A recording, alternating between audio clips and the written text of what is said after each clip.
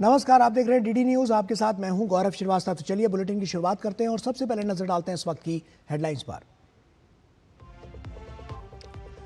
प्रधानमंत्री नरेंद्र मोदी ने केरल भाजपा प्रतिनिधियों से की मुलाकात। बैठक में पंचायत, नगर पालिका और निगम के सदस्य रहे मौजूद।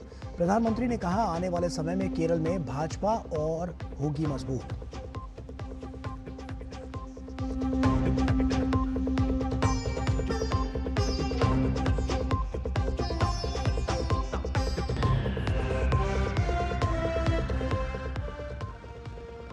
लोकसभा में औद्योगिक संबंध संहिता संशोधन बिल 2026 पारित। राज्यसभा में केंद्रीय बजट पर चर्चा हुई पूरी। वित्त मंत्री निर्मला सीतारमण ने कहा, जीडीपी की अच्छी वृद्धि दर और नियंत्रित महंगाई जनता और सरकार की मेहनत का नतीजा।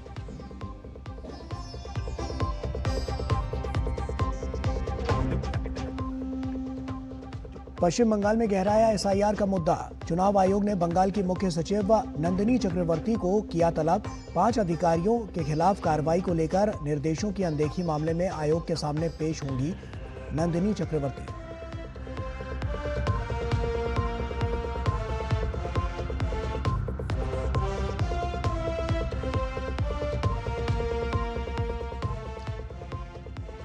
रक्षा मंत्री की अध्यक्षता में डीएसी की बैठक में बड़ा फैसला। 3.5 लाख करोड़ रुपए से ज्यादा की रक्षा खरीद पर लगी मोहर। राफेल लड़ाकू विमानों की खरीद को मिली मंजूरी। सेना के तीनों अंगों के रक्षा उपकरणों को मंजूरी से युद्ध क्षमता में होगा इजाफा।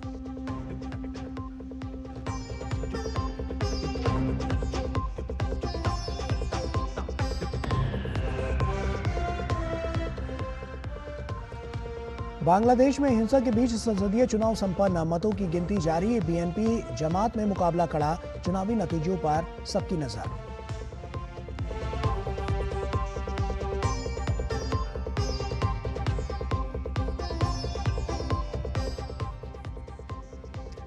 T20 क्रिकेट विश्व कप में भारत ने नामीबिया को 93 रनों से हराया। 210 रन के पीछा करते हुए 116 पर सिमटी नामीबिया। ईशान किशन और हार्दिक पांड्या ने खेली अर्धशतकीय पारी।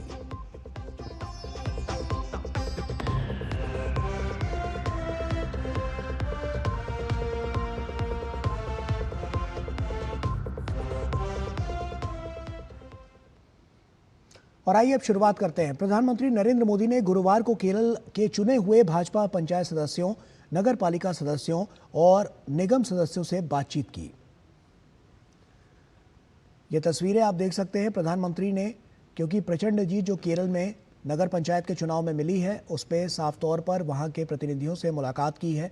काफ़ी गर्मजोशी भरी यह पूरी मुलाकात रही थी और जो वहां के स्थानीय मुद्दे थे उस पर किस तरह से लगातार वहां पर जो प्रधानमंत्री नरेंद्र मोदी ने पैनी नज़र रखी हुई थी और दक्षिण भारत को और ज़्यादा मजबूत बनाने के लिए जो तमाम कवायदें हैं वो यहां से निकलती हुई नज़र आई हैं। तो ऐसे में एक बहुत बड़ा और बेहतर इंटरेक्शन हुआ है इन प्रतिनिधियों के साथ और साथ ही साथ वहां पर किस तरह की स्थितियां हैं, उन पर किस तरह से भाजपा को और ज़्यादा काम करना है, इसको लेकर प्रधानमंत्री नरेंद्र मोदी ने यहाँ मूल मंत्र भी वो देते हुए नजर आए हैं। किस तरह से ज़मीनी जो स्थितियां हैं उनसे जोड़ना है और किस तरह से और ज़्यादा मजबूती वहां पर पहुंचानी है, इसको लेकर ये बैठक और ये मुलाकात बहुत अहम। आगे बढ़ते हैं। प्रधानमंत्री मोदी ने भाजपा प्रतिनिधियों से की मुलाकात की जो तस्वीरें हैं वो सोशल मीडिया हैंडल एक्स पर साझा की है। प्रधानमंत्री मोदी ने बताया है कि इस मुलाकात के दौरान कई विषयों पर चर्चा की गई है, जिनमें भाजपा का जनता से जुड़ाव मजबूत होने, सुशासन के एजेंडे को आगे बढ़ाने और जीवन की सुगमता को बढ़ावा देने के तरीके शामिल थे। प्रधानमंत्री नरेंद्र मोदी ने कहा है कि यह स्पष्ट है कि केरल के लोग एलडीएफ और यूडीएफ से तंग आ चुके हैं और भाजपा एनडीए गठबंधन से बड़ी उम्मीदें लगाए बैठे हैं। इसीलिए भाजपा एनडीए के नवनिर्वाचित सदस्य जमीनी स्तर पर काम करेंगे और जनता की चुनौतियों का समाधान करेंगे। केरल भाजपा के निर्वाचित प्रतिनिधियों के साथ बैठक में प्रधानमंत्री ने वर्षों से पार्टी को मजबूत बनाने के लिए कड़ी मेहनत करने वाले प्रत्येक कार्यकर्ता को श्रद्धांजलि अर्पित की। साथ ही प्रधानमंत्री ने कहा कि उनके निस्वार्थ प्रयासों के कारण ही भाजपा पूरे राज्य में इतनी मजबूत हुई है। उन्होंने कहा कि आने वाले समय में केरल में भाजपा और भी ज्यादा मजबूत होगी। राज्यसभा में बजट पर हुई चर्चा का जवाब देते हुए वित्त मंत्री निर्मला सीतारमण ने कहा है कि देश की वर्तमान स्थिति को देखकर लगता है कि हम एक अनोखे दौर से गुजर रहे हैं। हमारी जीडीपी की वृद्धि दर अच्छी है और महंगाई भी नियंत्रण में है।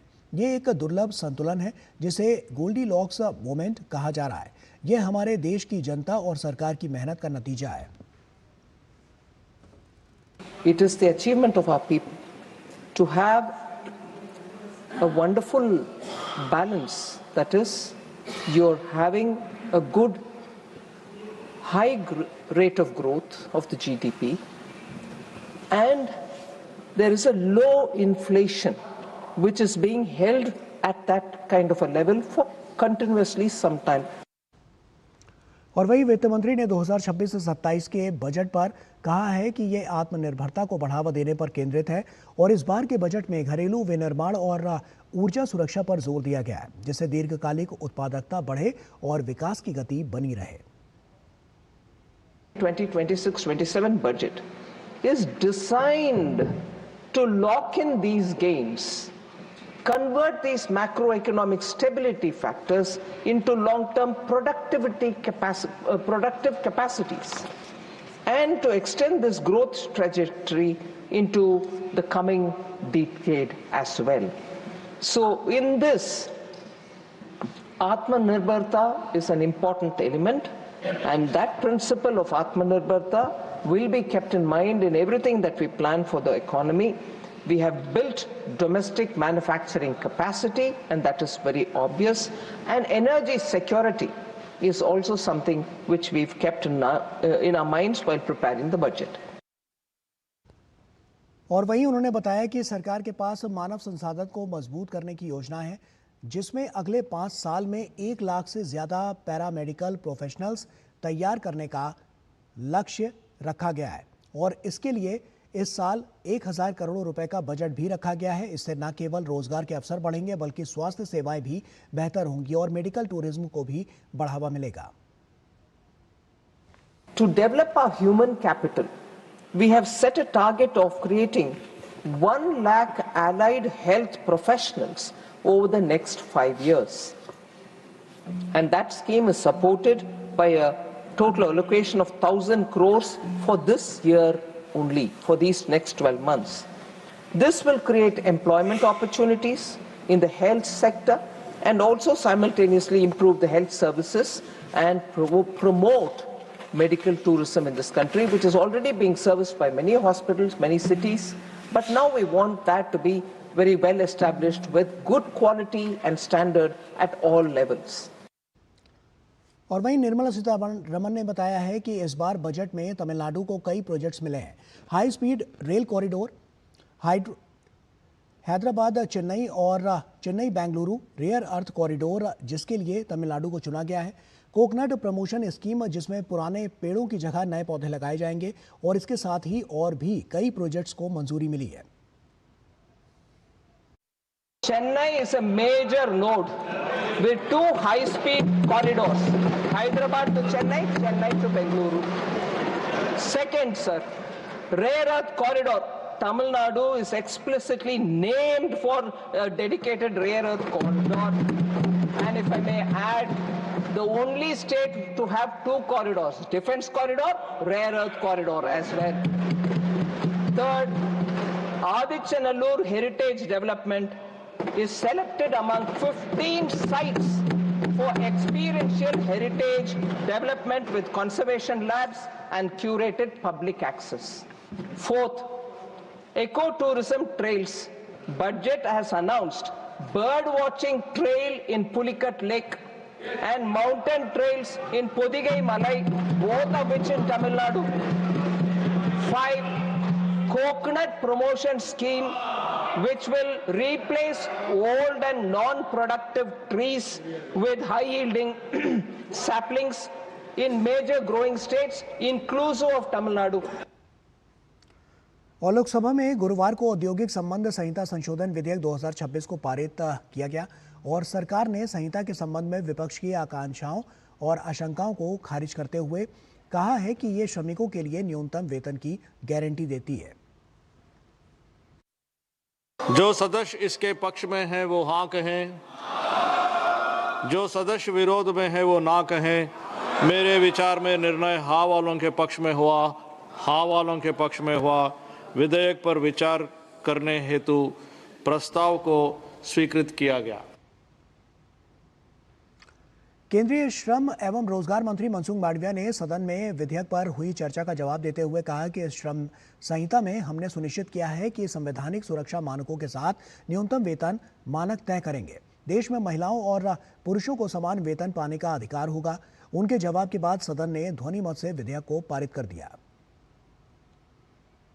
एक छोटा सा अमेंडमेंट है जिसमें एक लीगल क्लैरिटी लाने के लिए मैं अमेंडमेंट लेके आया हूं, और भविष्य में भी कोई अच्छा आपकी ओर से सुझाव आएगा और कामगारों का कल्याण के हित में जो भी कुछ करने की आवश्यकता होगी, हम सभी सांसदगण साथ में मिलकर करेंगे। श्रम और रोजगार मंत्री मनसुख मांडविया ने कहा कि डॉक्टर बाबा साहेब अम्बेडकर ने हमेशा श्रमिकों के हित की बात की है। हम हमेशा बाबा साहेब की बातों का सम्मान करते हैं और उनका पालन भी करते हैं। उन्होंने कहा कि कार्यस्थल पर सभी को समान न्याय मिलना चाहिए। श्रमिक का सम्मान राष्ट्र के नैतिक चरित्र का मापदंड है। उन्होंने कहा कि मोदी सरकार श्रमेव जयते मंत्र को साकार करने की कोशिश में लगातार काम कर रही है। हमारी सरकार श्रमिकों के हितों की सुरक्षा चाहती है, श्रमिकों के साथ खड़ा रहती है, और इंडस्ट्रीज को भी आगे बढ़ाना है, तभी देश आगे बढ़ सकता है। श्रमिक का सम्मान राष्ट्र के नैतिक चारित्र का मापदंड है। मोदी सरकार ने श्रमेव जयते का मंत्र को साकार करने की कोशिश करी है। बाबा साहब आम्बेडकर को कैसे सम्मान देना, ये तो मोदी जी भली भांति जानते हैं। और वहीं लोकसभा की कार्रवाई कल तक के लिए स्थगित हो गई है।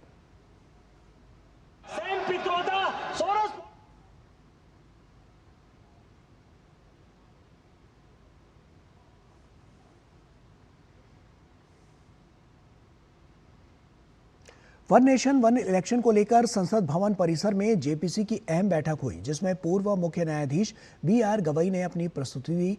बी.आर. गवई ने कहा है कि यह विधेयक संविधान की मूल संरचना का उल्लंघन नहीं करता।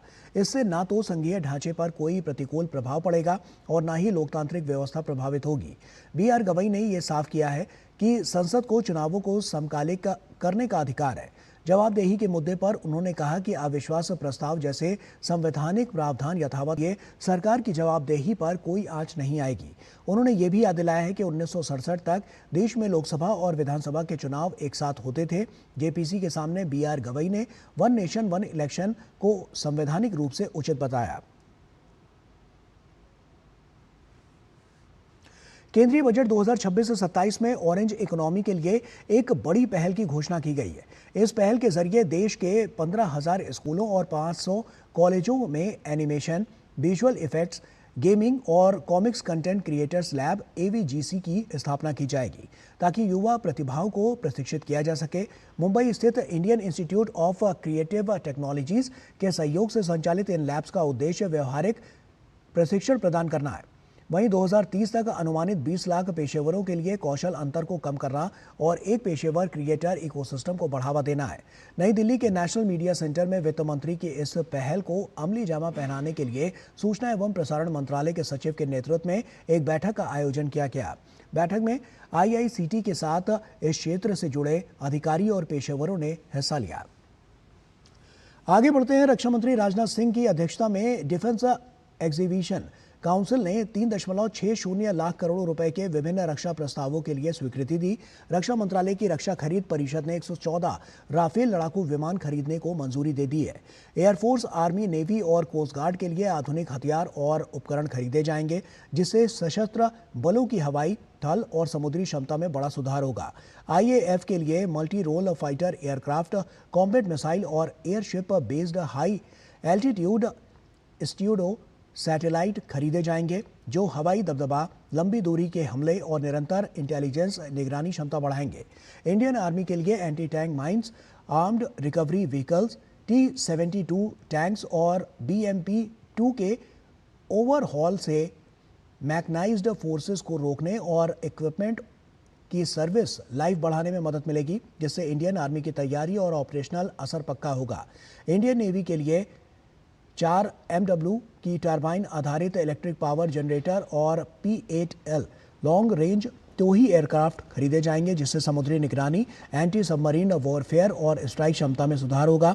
इंडियन कोस्ट गार्ड के लिए डॉर्नियर एयरक्राफ्ट में इलेक्ट्रो ऑप्टिकल इंफ्रारेड सिस्टम शामिल हो जाएगा, वहीं जो समुद्री निगरानी क्षमता को और ज़्यादा बढ़ाएगा। रक्षा मंत्रालय ने भारतीय तटरक्षक बल की ताकत बढ़ाने के लिए बड़ा कदम उठाया है। मंत्रालय ने हिंदुस्तान एरोनॉटिक्स लिमिटेड यानी HAL के साथ 2312 करोड़ रुपए के अनुबंध पर हस्ताक्षर किए हैं। इस समझौते के तहत भारतीय तटरक्षक बल के लिए 8 डॉर्नियर 228 विमान और उनसे जुड़े परिचालन उपकरण खरीदे जाएंगे। नई दिल्ली में आयोजित कार्यक्रम में रक्षा सचिव राजेश कुमार सिंह की मौजूदगी में इस अनुबंध पर हस्ताक्षर किए गए हैं। ये सभी विमान HAL के कानपुर स्थित परिवहन विमान प्रभाग में तैयार किए जाएंगे। इससे न केवल HAL के उत्पादन तंत्र को मजबूती मिलेगी, बल्कि देश भर में फैले लघु एवं मध्यम उद्यमों और सहायक उद्योगों को भी बड़ा प्रोत्साहन मिलेगा। साथ ही प्रत्यक्ष और अप्रत्यक्ष रोजगार सृजन की भी संभावना है। रखरखाव, मरम्मत और जीवन चक्र तकनीकी सहायता जैसे क्षेत्रों में भी दीर्घकालिक अवसर पैदा होंगे। यह अनुबंध सरकार की आत्मनिर्भर भारत और मेक इन इंडिया योजनाओं के प्रति दृढ़ प्रतिबद्धता को दर्शाता है। देश की अर्थव्यवस्था और आपकी जेब से जुड़ी एक बड़ी खबर आ रही है। सरकार ने महंगाई नापने का पैमाना बदल दिया है। अब आपकी थाली से लेकर आपके फोन के डेटा तक की गणना एक नए नजरिए से होगी। जनवरी महीने के लिए खुदरा महंगाई के आंकड़े जारी कर दिए गए हैं, जो 12 साल पुराने नहीं बल्कि 2024 के नए आधार वर्ष पर आधारित हैं। आइए देखते हैं इस रिपोर्ट में।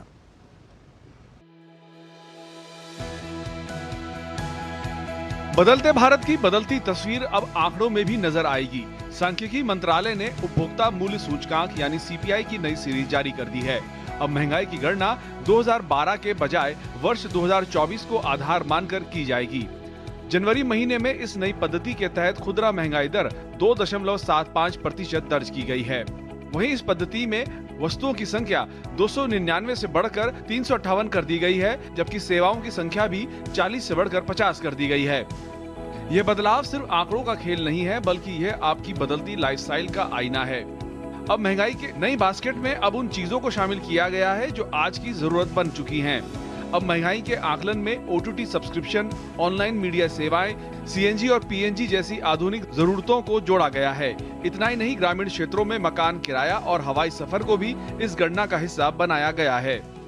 लेटेस्ट डेटा यूज करें, लेटेस्ट जो कंजम्पशन पैटर्न है लोगों का, उपभोक्ताओं का, वो हम इस्तेमाल करें और जो भी डेटा दें वो टाइमली दे सकें। और यही विकसित भारत का भी उद्देश्य यही है कि किस तरह हमारा जो नियम बने, नीति बने, वो डेटा ड्रिवन हो, जिससे ठीक नियम और नीति बने। राहत की बात है कि जनवरी में खाद्य महंगाई दर कुल महंगाई दर से भी नीचे यानी 2.13% रही है। इसका मतलब है कि अनाज और सब्जियों की कीमतों में फिलहाल स्थिरता देखी जा रही है। स्पष्ट है कि डिजिटल होती अर्थव्यवस्था और प्रशासनिक डेटा के बेहतर इस्तेमाल से अब महंगाई के आंकड़े और भी पारदर्शी होंगे। नई सीरीज न केवल सरकार को बेहतर नीतियां बनाने में मदद करेगी, बल्कि आम आदमी की आर्थिक हकीकत को भी सही ढंग से पेश करेगी। दिल्ली से देवेंद्र रावत की report, DD news. America Bangladesh trade deal का भारत अमेरिका व्यापार अधिशेष पर कोई बड़ा असर नहीं पड़ेगा। SBI रिसर्च की ताज़ा रिपोर्ट के मुताबिक आने वाले समय में अमेरिका के साथ भारत का सालाना व्यापार अधिशेष 90 अरब डॉलर तक पहुंच सकता है।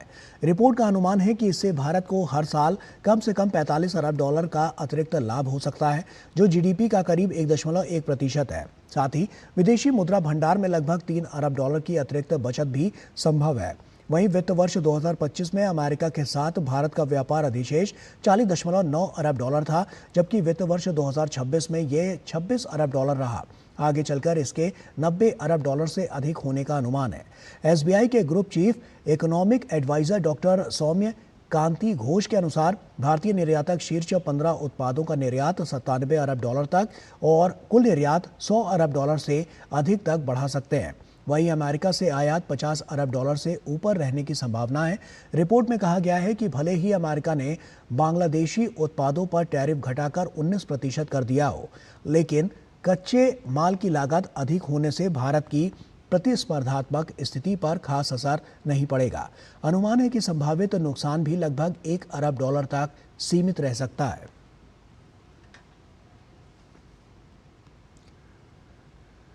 भारत अमेरिका व्यापार वार्ता को लेकर विदेश मंत्रालय ने अहम बयान दिया है। विदेश मंत्रालय के मुताबिक 7 फरवरी 2026 को जारी भारत अमेरिका संयुक्त बयान में पारस्परिक और परस्पर लाभकारी अंतरिम व्यापार समझौते के लिए जो फ्रेमवर्क तय किया गया था, वही दोनों देशों के बीच आपसी समझ का आधार बना हुआ है। दोनों पक्ष अब इस फ्रेमवर्क को लागू करने और अंतरिम समझौते को अंतिम रूप देने की दिशा में काम करेंगे। विदेश मंत्रालय ने यह भी स्पष्ट किया है कि अमेरिकी फैक्ट शीट में किए गए संशोधन उसी साझा समझ को दर्शाते हैं जो संयुक्त बयान में तय की गई थी, यानी दोनों देशों के बीच व्यापार वार्ता तय रूपरेखा के तहत आगे बढ़ रही है।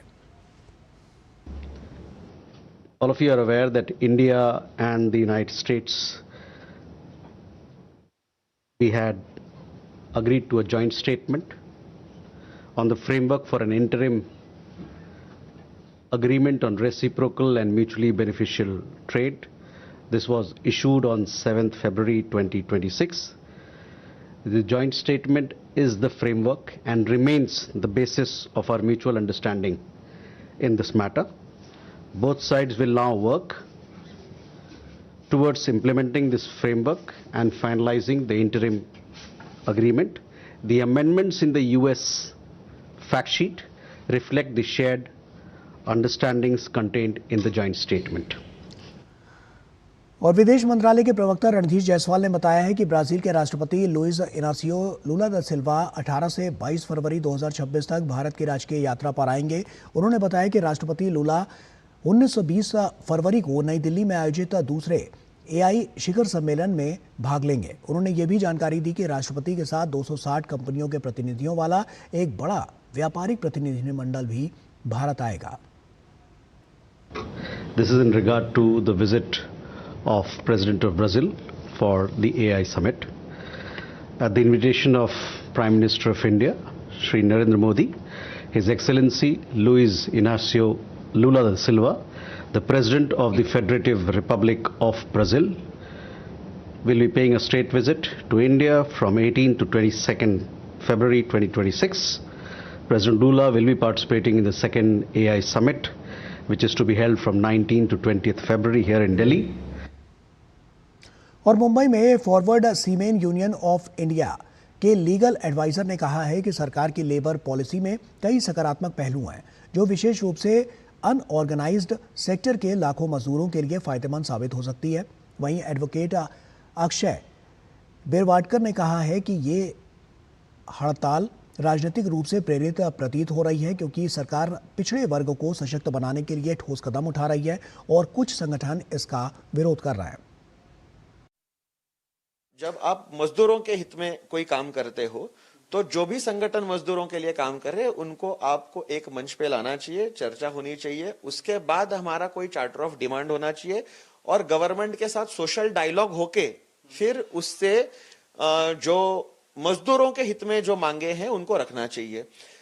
आज ये ना तो किसी को इन्होंने इनविटेशन दिया कि भैया आप आइए, आपकी बातें रखिए, क्योंकि अगर कोई आप ऑल ट्रेड यूनियन के नाम से स्ट्राइक कर रहे हो तो ऑल ट्रेड यूनियन को बुलाना चाहिए, जो देश के बड़े बड़े यूनियंस हैं उनको बुलाना चाहिए, वो बुलाया नहीं गया। उसके साथ साथ क्या मांगे हैं, उन पर क्या सुझाव है, प्रशासन पॉजिटिवली क्या चीजें एक्सेप्ट करने को तैयार है, उसके बारे में भी कोई वार्तालाप या कोई पहल या कोई पॉजिटिव डेवलपमेंट नहीं दिखी। हम ये समझते हैं कि ये थोड़ा सा पॉलिटिकली मोटिवेटेड स्ट्राइक है, जिसके दो कारण हैं कि एक तो इस देश के पिछड़े वर्ग को, जो खास करके अनऑर्गेनाइज सेक्टर में आता है, जो आर्थिक तौर पे भी बहुत ही दुर्बल वर्ग है, उसे सशक्त करने के लिए इस देश में माननीय प्रधानमंत्री जी, गृह मंत्री जी, इनके माध्यम से प्रयास हो रहा है। और इसकी सराहना करना छोड़ के सिर्फ पॉलिटिकली अपना उल्लू सीधा करने के लिए ये कुछ संगठन इस तरीके का विरोध कर रहे हैं। राउस एवेन्यू कोर्ट ने आईआरसीटीसी घोटाले से जुड़े मनी लॉन्ड्रिंग मामले में आरोप तय करने पर अपना आदेश सुरक्षित रख लिया है। कोर्ट ने यह आदेश सुनाने के लिए 3 मार्च की तारीख तय की है, जिससे मामले में आगे की कानूनी प्रक्रिया का रास्ता साफ होगा। इस मामले में प्रमुख आरोपियों में भारतीय रेलवे खान पान निगम घोटाले के तहत कई बड़े राजनेता शामिल हैं। इससे पहले प्रवर्तन निदेशालय ने इस मामले में बड़ी कार्रवाई करते हुए राष्ट्रीय जनता दल सुप्रीमो लालू यादव, तेजस्वी यादव, राबड़ी देवी, मीसा भारती, हेमा यादव, तेज प्रताप यादव और अन्य के खिलाफ चार्जशीट दाखिल की है। ईडी ने आरोप लगाया है कि इन नेताओं ने आईआरसीटीसी घोटाले के जरिए अवैध लाभ हासिल किया और मनी लॉन्ड्रिंग की प्रक्रिया का इस्तेमाल किया।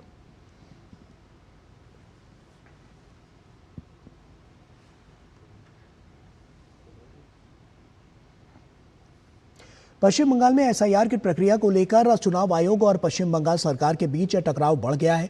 5 अधिकारियों के खिलाफ कार्रवाई न करने के मामले में चुनाव आयोग ने पश्चिम बंगाल की मुख्य सचिव नंदिनी चक्रवर्ती को दिल्ली तलब कर लिया। चुनाव आयोग ने नंदिनी चक्रवर्ती को मुख्य निर्वाचन आयुक्त ज्ञानेश कुमार के सामने पेश होकर स्पष्टीकरण देने के निर्देश दिए हैं। चुनाव आयोग ने सवाल किया है कि 5 अधिकारियों पर कार्रवाई क्यों नहीं की गई। चुनाव आयोग ने यह भी कहा कि अधिकारियों पर कार्रवाई को लेकर बार बार रिमाइंडर दिया गया, लेकिन फिर निर्देशों की अनदेखी क्यों की गई। लिहाजा अब मुख्य सचिव नंदिनी चक्रवर्ती चुनाव आयोग के सामने कल पेश होंगी। कल दिल्ली के लिए नंदिनी चक्रवर्ती रवाना होंगी।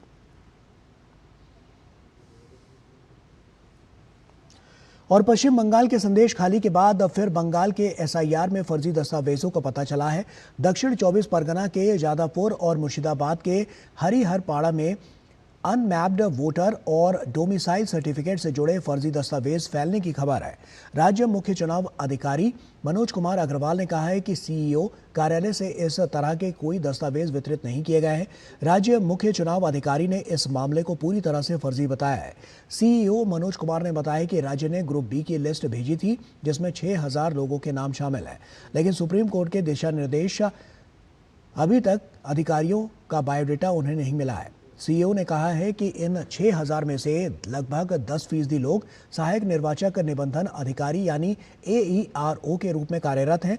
चुनाव आयोग के फुल बेंच सीईओ और जिला चुनाव अधिकारी 13 फरवरी को वीडियो कॉन्फ्रेंस करेंगे, जबकि 28 फरवरी को अंतिम सूची प्रकाशित होने के बाद आयोग सर्वदलीय बैठक करेगा।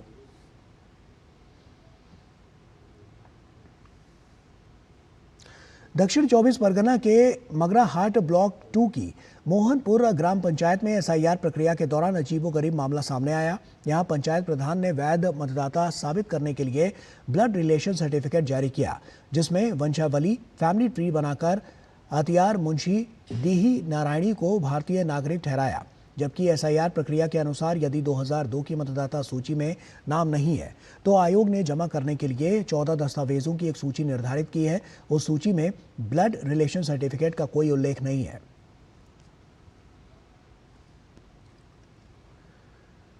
पश्चिम बंगाल के बारासात से निपा वायरस से जुड़ी एक दुखद खबर सामने आई है। निपा संक्रमण से उबर चुकी एक महिला नर्स की गुरुवार दोपहर निजी अस्पताल में कार्डियक अरेस्ट से मौत हो गई। स्वास्थ्य विभाग के मुताबिक हालांकि ये निपा संक्रमण से ठीक हो चुकी थी, लेकिन लंबे समय तक कोमा में रहने की वजह से उनकी प्रतिरोधक क्षमता बुरी तरह से प्रभावित हो गई थी। बाद में उन्हें फेफड़ों का गंभीर संक्रमण भी हो गया था। जनवरी के अंत में उन्हें वेंटिलेटर सपोर्ट से हटाया गया था, लेकिन कई जटिलताओं के बीच उनकी हालत नहीं सुधर पाई। पिछले महीने निपा संक्रमण की पुष्टि वाले 2 मामलों में वो एक थी, वहीं दूसरा संक्रमित एक पुरुष नर्स पूरी तरह से स्वस्थ हो चुका है।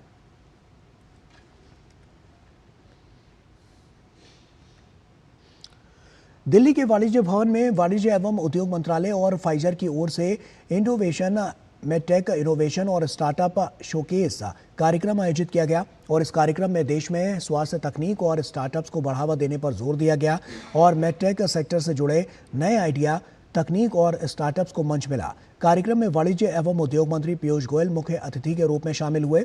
उन्होंने कहा कि भारत तेजी से इनोवेशन का केंद्र बन रहा है और सरकार स्टार्टअप्स को हर संभव मदद दे रही है।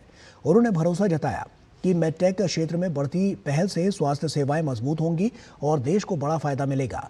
पीयूष गोयल ने यह भी कहा कि भारतीय स्टार्टअप और नवाचार प्रणाली को बढ़ते देखना सुखद है। देश के इनोवेटर्स को देशभक्ति की भावना के साथ काम करते देख विश्वास होता है कि भारत सही दिशा में आगे बढ़ रहा है। उन्होंने कहा कि इस कार्यक्रम में उन्हें देश के 140 करोड़ लोगों के विकसित भारत के संकल्प की झलक देखने को मिली।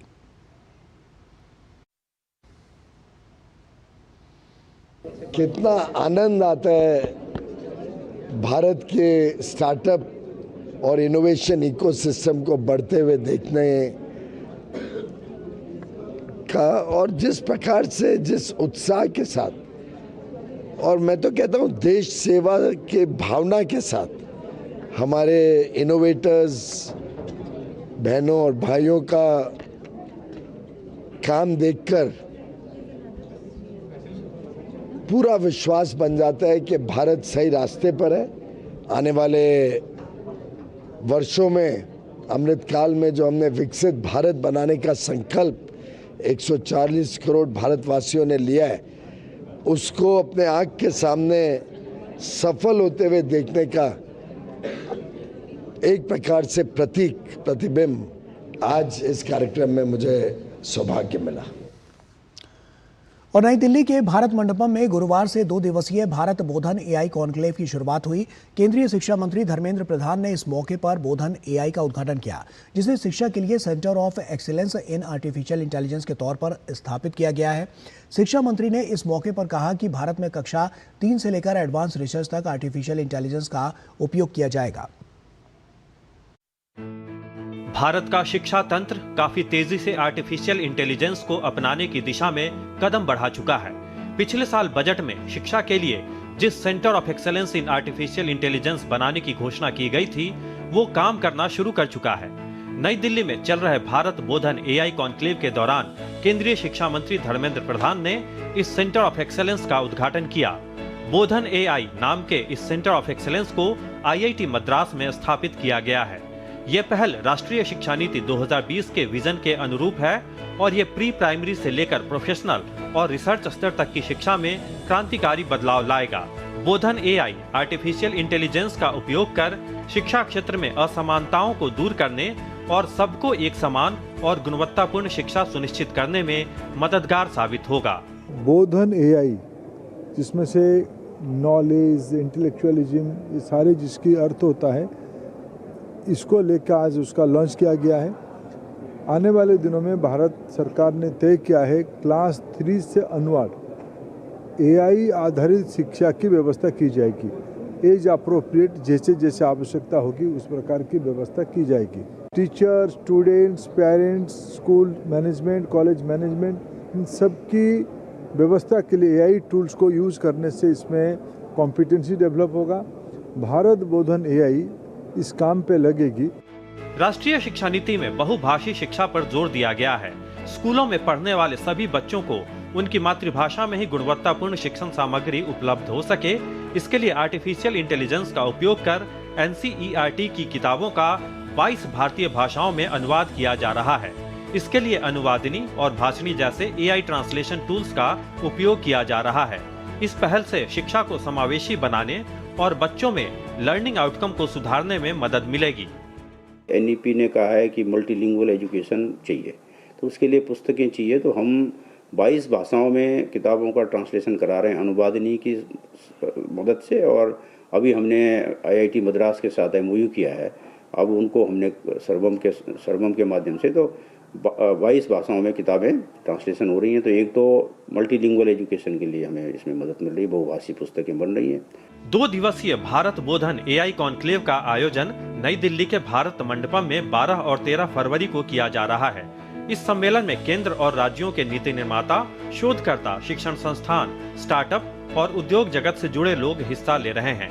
इस दौरान भारत के शिक्षा तंत्र में सुधार लाने में आर्टिफिशियल इंटेलिजेंस की रणनीतिक भूमिका पर चर्चा की जा रही है, जिसमें मुख्य फोकस एआई आधारित रिसर्च, नवाचार और राष्ट्रीय क्षमता निर्माण पर है। साथ ही एक प्रदर्शनी का भी आयोजन किया गया है, जिसमें शिक्षा क्षेत्र में आर्टिफिशियल इंटेलिजेंस के उपयोग से जुड़े करीब 120 मॉडल प्रदर्शित किए गए हैं। Nishant Saurabh, DD news, Delhi. और गृह मंत्रालय ने आदेश दिए हैं कि वंदे मातरम पूरा के पूरा 6 छंद गाया जाएगा। वहीं मदनी साहब कह रहे हैं कि हम इसे नहीं मानते हैं।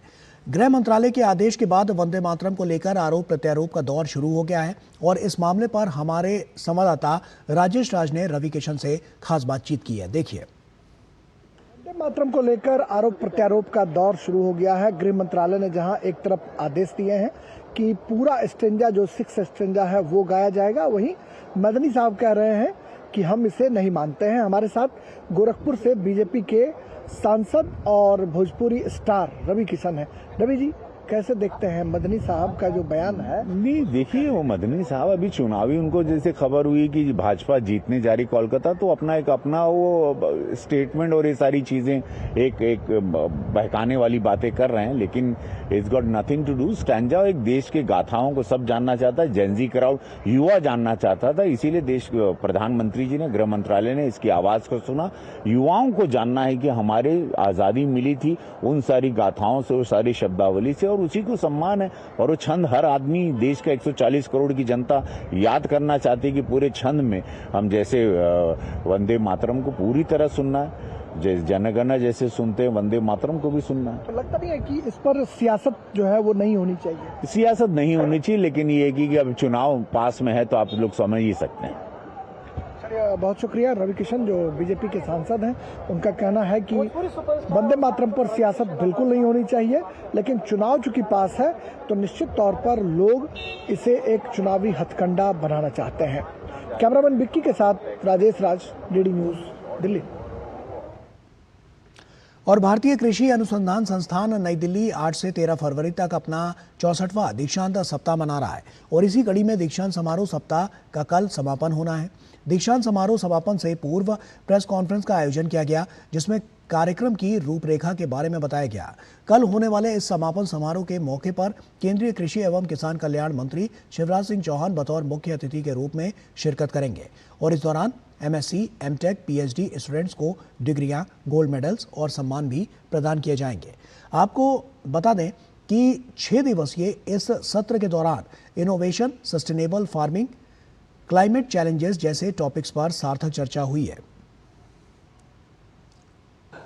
जो 64वां दीक्षांत समारोह है भारतीय कृषि अनुसंधान संस्थान का, ये एक अपने आप में वैश्विक स्तर से एक अनूठा समारोह है। एक दीक्षांत समारोह न हो कि एक दीक्षांत सप्ताह है जो 8 तारीख से शुरू हुआ था और 13 को इसका समापन कार्यक्रम होगा। 8 और 9 तारीख को हमारे जो विद्यार्थी हैं गोल्ड मेडल के लिए प्रतिस्पर्धा करते हैं, उनका प्रेजेंटेशन हुआ था, प्रस्तुतिकरण हुआ था, उनके अनुसंधान का, उनकी एक्स्ट्रा करिकुलर एक्टिविटीज जिनमें उन्होंने पार्टिसिपेट किया, उनके रिसर्च पब्लिकेशंस जो अंतर्राष्ट्रीय स्तर के ख्याति पर प्राप्त जर्नल्स होते हैं उनमें छपे हैं, प्रकाशित हुए हैं, उनके बारे में जो प्रतिस्पर्धा हुई है और जो बेस्ट स्टूडेंट उनमें से आइडेंटिफाई किया है, एक एमएससी और एक पीएचडी में, उन सबको फिर कल जो हमारा समापन समारोह वाला दीक्षांत समारोह है उसमें जो अवार्ड दिए जाएंगे।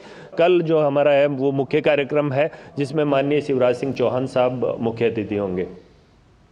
और शबरीमाला मंदिर में सोने की चोरी के दोषियों की पहचान के लिए एसआईटी टीम की जांच जारी है और इसी बीच केरल हाई कोर्ट ने मंदिर के सालाना त्योहारों के दौरान पोस्ट ऑफिस कर्मचारियों के अकाउंट में संदिग्ध पैसे के लेन देन का खुलासा किया है। 15 नवंबर से 20 जनवरी तक 2 महीने में मंदिर कर्मचारियों द्वारा वित्तीय गड़बड़ियों के आरोपों की जाँच करते हुए कोर्ट ने त्रावणकोर देवस्थानम बोर्ड के चीफ विजिलेंस और सिक्योरिटी ऑफिसर को सभी संदिग्ध लेन देन की विस्तृत जांच करने का आदेश दिया। विजिलेंस अधिकारी ने बताया कि पोस्ट ऑफिस और बैंकों से कुल 14,08,880 रुपए का मनी ऑर्डर ट्रांसफर हुआ है, जिससे पैसे के स्रोत और वैधता पर संदेह उत्पन्न हो रहा है। केरल का शबरीमाला मंदिर गुरुवार को कुंभ मास पूजा के लिए 5 दिवसीय मासिक अनुष्ठान के तहत खोला गया। मंदिर के मुख्य पुजारी कांतारू महेश मोहनरू ने श्री कोविल का उद्घाटन किया और जिसके बाद श्रद्धालुओं को मंदिर में दर्शन का अवसर मिला। मंदिर खुलने के बाद भारी भीड़ देखी गई, जहां हजारों श्रद्धालुओं ने भगवान अयप्पा के दर्शन किए। ये पूजा विशेष रूप से महत्वपूर्ण मानी जाती है और इस दौरान श्रद्धालुओं का तांता लगा रहता है। शबरीमाला में 2018 से सोने की चोरी के पैमाने का पता लगाने के लिए चल रही जांच के बीच मंदिर खोला गया है। अधिकारियों ने इस मामले की गंभीरता को देखते हुए इसकी जांच शुरू कर दी है ताकि चोरी की सही मात्रा का आकलन किया जा सके और दोषियों के खिलाफ कार्रवाई की जा सके। दूरदर्शन परिवार के लिए गुरुवार को एक अपूरणीय क्षति का समाचार आया है। भारतीय टेलीविजन पत्रकारिता की एक प्रतिष्ठित और बेहद लोकप्रिय पूर्व समाचार वाचिका सरला माहेश्वरी का आज निधन हो गया। उनकी आवाज और प्रस्तुति ने न केवल दूरदर्शन को नई पहचान दी बल्कि पत्रकारिता के क्षेत्र में एक नई दिशा भी प्रदान की। सरला माहेश्वरी का जाना पत्रकारिता जगत में एक गहरी शून्यता छोड़ गया है जिसे भर पाना किसी के लिए भी संभव नहीं होगा।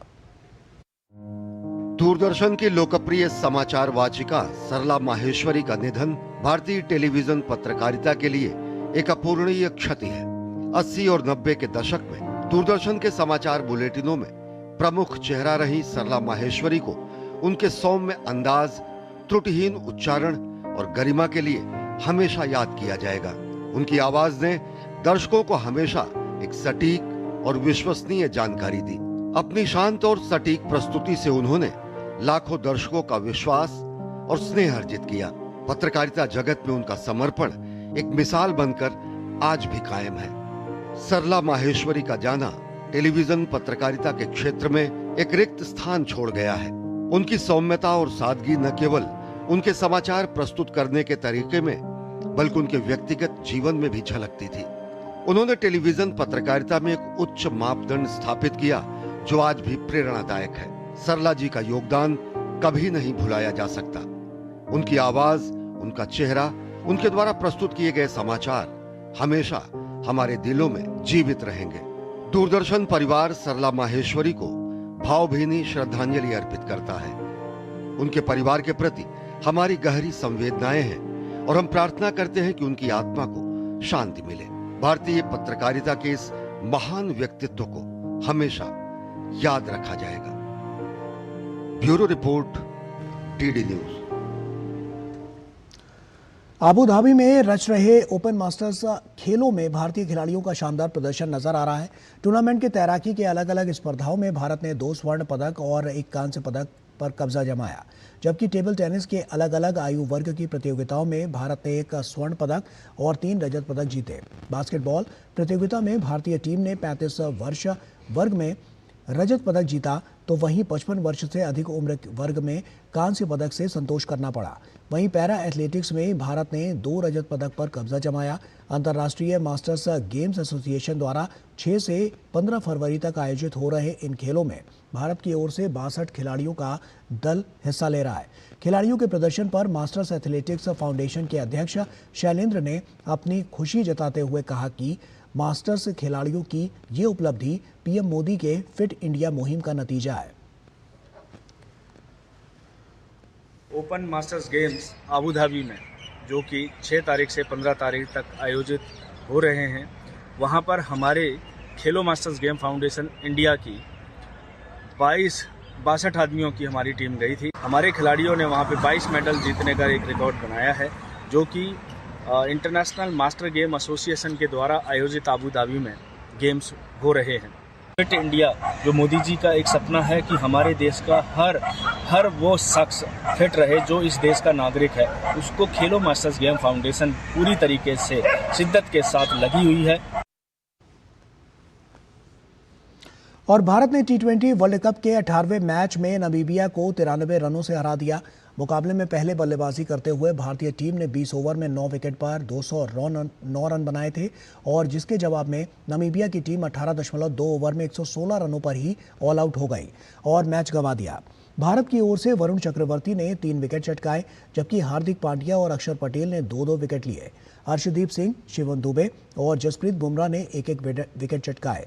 वहीं इससे पहले भारत के लिए ईशान किशन ने 24 गेंद पर 61 रन और हार्दिक पांड्या ने 28 बॉल पर 52 रनों की अर्धशतकीय पारियां खेली।